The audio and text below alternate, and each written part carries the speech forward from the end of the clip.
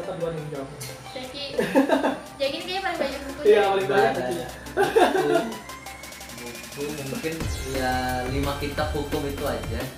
Ya 5 kan berapa? 5 bener 4. Nah yang pertama KUHP itu pidana. Kitab undang-undang hukum pidana, hukum pidana, KUHP, perdata, KUHD, dagang. Terus hukum acara pidana sama acara perdata. 5. Itu 5 kitab wajib Anak hukum.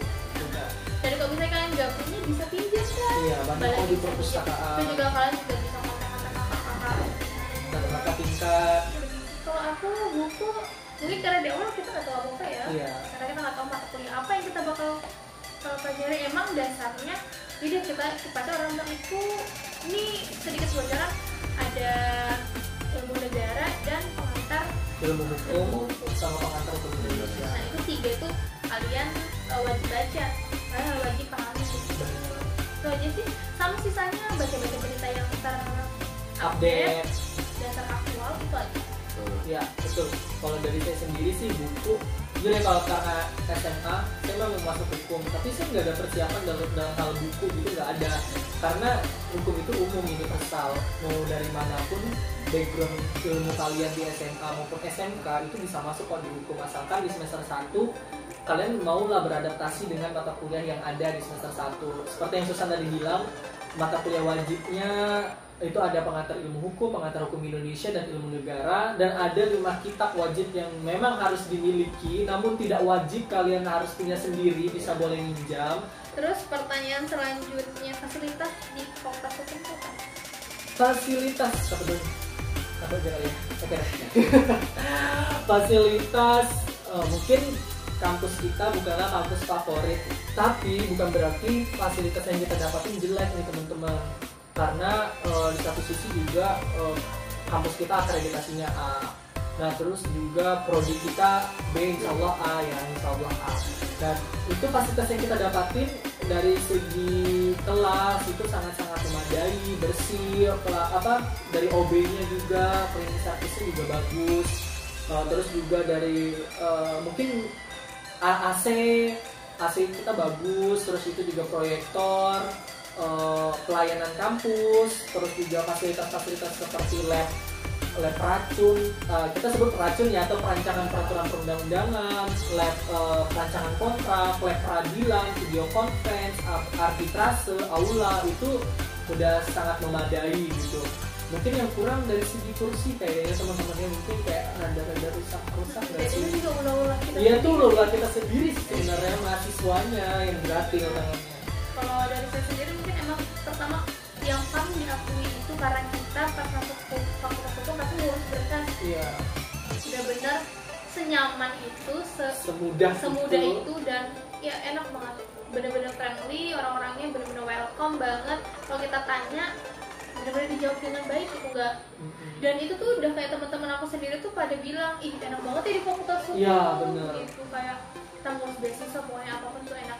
Mau itu didikannya, mau di WD-WD-nya tuh semuanya benar-benar sehumble itu sama kita, benar-benar enak gitu. Terus dan juga di fakultas hukum Universitas Perawatan itu ada S2-nya. Iya. Karena nggak semua prodi atau nggak semua fakultas ada. Iya. Kalau dari Jackie? Tambahan yang belum disebutkan teman-teman tadi, mungkin parkirannya yang luas. Luas banget Eva guys, ada 2 lantai. Iya. Terus juga ada tempat untuk nyantainya, namanya gazebo. Oh iya ada musola. Baru ada perpustakaan, musola yang ada di setiap lantai, sama ada musola masjid lah istilahnya sendiri. Gazebonya enak guys. Iya. Sama ini satpam kita tuh baik. Oh iya bener-bener, satpamnya luar biasa. Saya sih beberapa kali kehilangan kunci. Susan juga. Iya. Dia sumpah saya kayaknya 2 kali deh kehilangan. Saya sering banget karena selanjutnya itu adalah ada nggak sih guru killer? Dosen ya? Dosen. Iya. Dosen killer di fakultas hukum. Dosen. Ya. Iya boleh. Mungkin ada pengalaman pribadi. Iya. Killer tuh pasti ada lah. Saya nggak mungkin tidak ada Iya nggak mungkin nggak ada sih. Kayaknya ada suka dan dukanya diajar sama guru killer, dosen killer. Karena tekanan kita, tekanan batin nih, tekanan, jadi kita perlu tekanan untuk memotivasi kita untuk belajar, benar. Kalau misalnya daripada kita dimarahin dosennya kan mending kita belajar. Iya. Mungkin jadi Mungkin guru killer ya. Dosen. Dosen. Ini kebiasaan main guru. Masih SMA guys. Dosen yang killer mungkin nggak ada ya. Selama sikap kalian ke dosen itu menghormati dan lain-lain. Nanti dosen yang killer juga bahkan menjadi lembut ke arah kalian kalau kalian bersikapnya baik. Oh jadi kalau bisa kita ibaratkan kata-kata batu yang keras tuh bisa berlubang air gitu ya. Bahasa guys. Tapi emang tapi kalau dosen yang dicap killer tuh pasti ada, cuman kita yang ngerasainnya mungkin beda-beda juga. Iya. Tergantung kita. Jadi kalau saya ngerasain juga ya dosen killer itu gini, lebih tepatnya itu mungkin teman-teman ngerasain ya tujuan dia itu baik sebenarnya. Tujuan dia itu baik.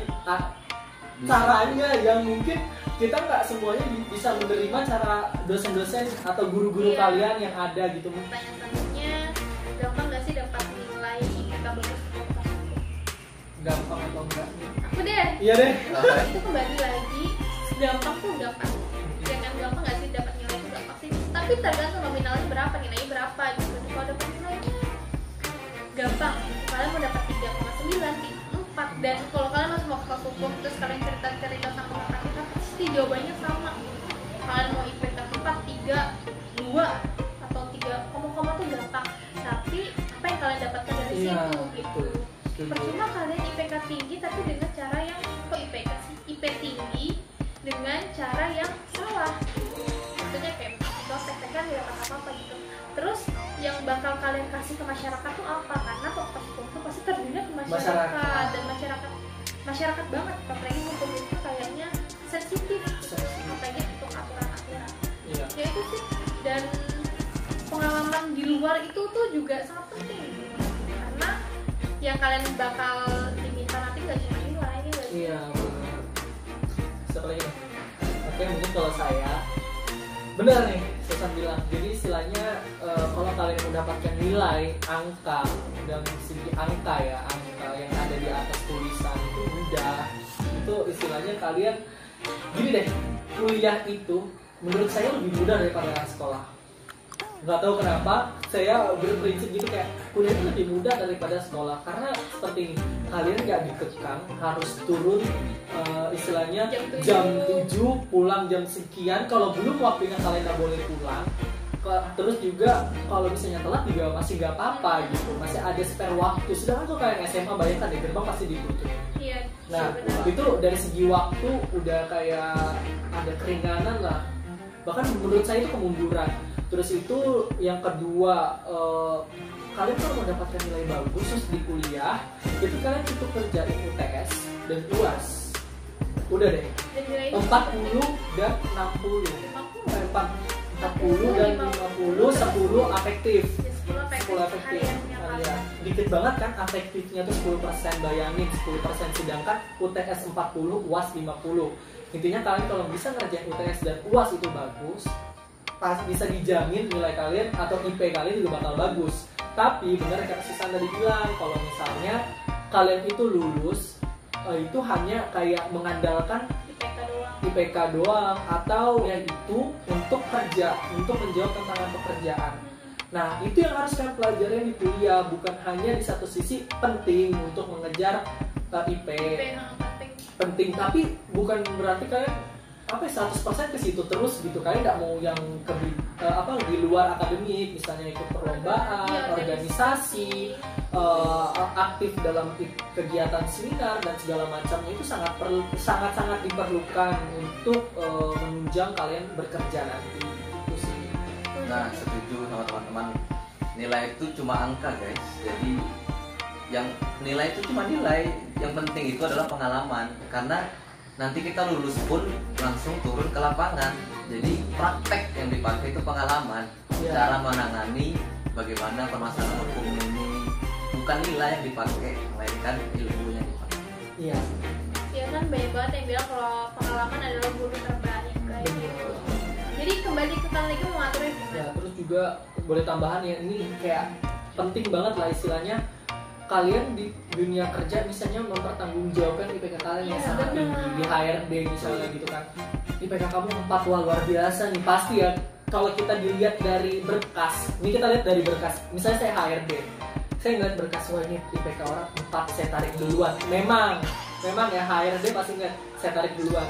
Saya pasti ada ekspektasi tinggi, ekspektasi yang sangat-sangat tinggi terhadap orang yang saya ambil berkasnya ini yang ber-IPK 4. Namun pada saat misalnya nih ada seleksi selanjutnya, wawancara, seleksi wawancara atau tes-tes yang memang berada di kompetensi kalian di bidang hukum misalnya nih, karena kita membahas tentang hukum, kalian dihadapkan satu masalah atau pertanyaan-pertanyaan basic yang mengenai hukum, kalian bingung gitu mau jawab apa.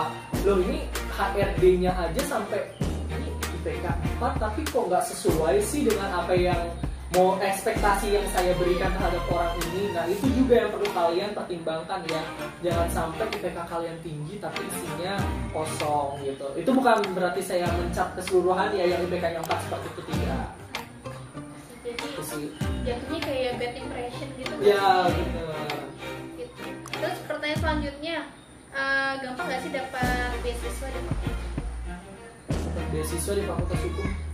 Bukan di Fakultas Hukumnya kali ya teman-teman semua, mungkin di Fakultas Hukumnya belum ada ya beasiswa. Nggak ada beasiswa dari Fakultas Hukum, dari universitas juga mungkin nggak ada. Paling juga adanya PPA. Iya, PPA itu pun dari kementerian ya, dari Kementerian Pendidikan. Gitu. Jarang banget dapat, jarang sih ada beasiswa dari universitas. Udah ada sih, tapi mungkin kalau dari segi mudah nggak Kak mendapatkan informasi mengenai mendapatkan beasiswa mudah dari satu sisi ya, misalnya nih di mading ditempel nih template-nya di website fakultas, di website universitas. Terus itu juga kadang karena kita nih online ya, sekarang keadaan online, saya dikirimin, saya ada ketua kelasnya atau kapingnya itu dikirimin informasi mengenai beasiswa dari akademik dan saya menyebarkan ke teman-teman di kelas. Jadi nggak ada sembunyi-sembunyinya, nah istilahnya itu semuanya transparan, mudah kok. Ya, kita harus mandiri. Bukan beasiswa yang datang kita, tapi kita yang datang beasiswa. Iya, betul. Dan gimana cara mudahnya, menurut saya mudah asalkan kalian punya bekal kayak pengalaman yang banyak, dapat punya prestasi yang banyak, dan juga punya pengetahuan yang bisa dibilang banyak gitu loh. Jadi kalau misalnya kalian cuma hahaha nggak ada pengalaman, gimana ya? Jangan menyalahkan bisa banget kalau gitu. Gampang. Tapi gimana cara kita berproses untuk mendapatkan? Jadi penting banget pengalaman yang lain gitu. Kita bisa sekalian sharing kali kayak mungkin kita bertiga lagi mengurus beasiswa. Iya, tapi kita sudah dapat dan Zaki lagi mengurus. Mungkin di satu sisi nih ya sekalian nih tips buat teman-teman semua untuk mendapatkan beasiswa. Itu satu yang kalian persiapkan itu adalah mungkin dari segi ikut sertifikat organisasi, kalian aktif di organisasi, perlombaan atau prestasi, terus juga sebenarnya enggak sih kayak lebih prestasi, terus itu sama IP kalian. Nah terus juga biasanya kan kalau di beasiswa tuh ada yang menerapkan beberapa seleksi, misalnya ada setelah administrasinya berkas naik ke tahap selanjutnya wawancara, atau mungkin ada tes sebelumnya baru wawancara. Nah itu mungkin kan harus sudah persiapkan, karena mungkin kalau kayak beasiswa unggulan, beasiswa yang lain-lainnya mungkin yang hard, yang dari kementerian yang hype banget, itu pasti ada kayak penulisan esai. Nah itu kan pasti kalau wawancaranya pasti akan membahas mengenai pembahasan esai yang kalian buat sebelumnya. Begitu sih. Itu harus tips. Jadi kalau saya mungkin pertama itu sertifikat, benar banget sertifikat. Pokoknya kamu dapat sertifikat prestasi walaupun ini nggak menang, tapi ada sertifikatnya kan. Ikut sertaan lomba, mau sertifikat seminar, udah masukin aja. Terus pinter-pinter buat letternya gitu, buat esai diri kita tuh apa, 5 tahun ke depan bagaimana, apa aja yang udah kita lakukan dalam kehidupan kita, dan IPK itu minimal 3.